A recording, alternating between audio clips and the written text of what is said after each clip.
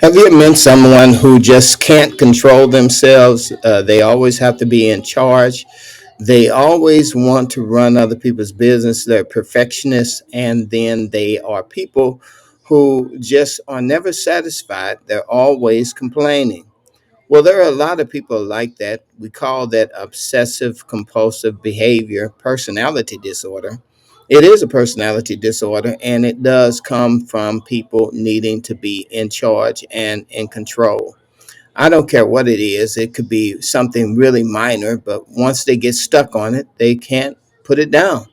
And unfortunately for you, that's the way it's going to be unless there is some sort of intervention that comes into play to let that person know just how they are. I believe years ago they used to sing a song, I want to thank you for letting me be myself again.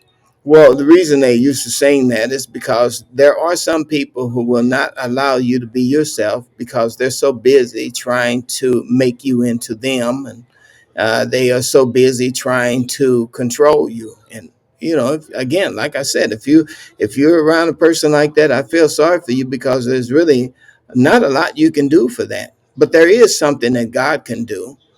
God can actually set people like that straight. He can also set them free.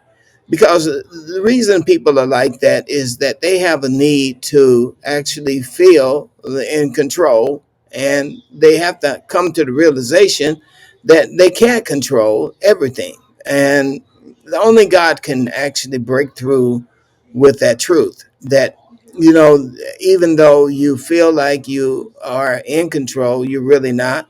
There are some things that are going to happen in this life that are going to be beyond our control. And so it really doesn't make any sense for you to be so frustrated, to have your blood pressure up high, and you to be so intent on making things perfect. The Bible talks about that at length, and it also tells us to be not anxious for anything. But there's a story in the Bible that's very significant. It's about two sisters. One's name was Martha, and one's name was Mary. Mary was the kind of person who needed to be in control all the time. She had to have everything perfect, had to have everything set right.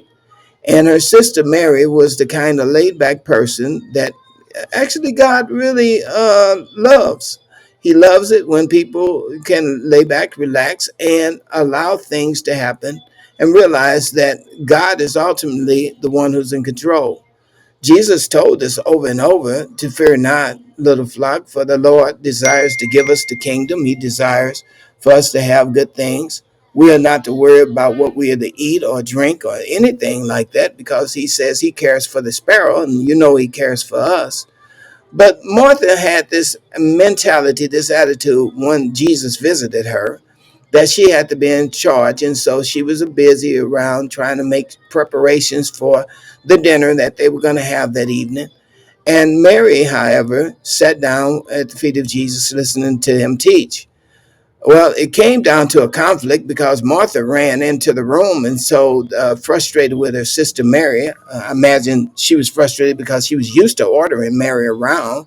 And Mary decided to sit down and just listen to Jesus teach. Because that's, after all, that's why Jesus came. He came to teach, not to eat or not to do all of these other things. Eating came secondary.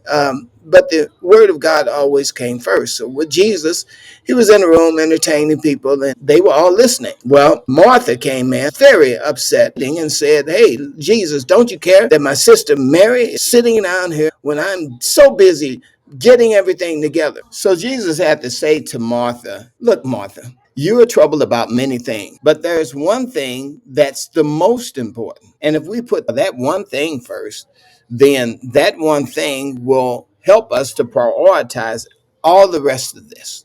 She said, Mary have actually chosen the best part.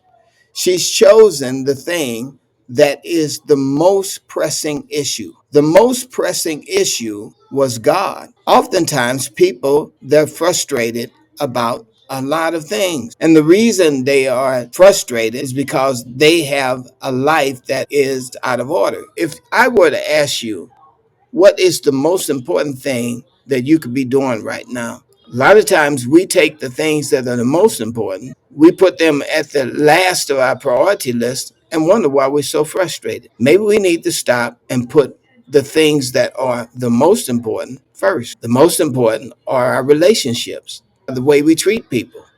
The most important is our relationship with God.